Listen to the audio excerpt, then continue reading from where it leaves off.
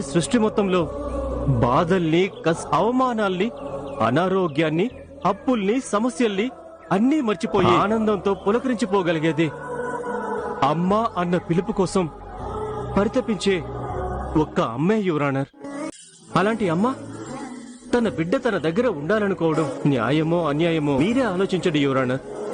చూడండి అక్షయ్ గారు, కేసులు, చట్టాలు, రూల్స్, రెగ్యులేషన్స్ అన్నీ పక్కన పెట్టి మానవతా దృక్పథంతో ఆలోచిస్తే పిల్లలు ఎవరి దగ్గర ఉండాలని నిర్ణయించే హక్కు మాకు కూడా లేదు.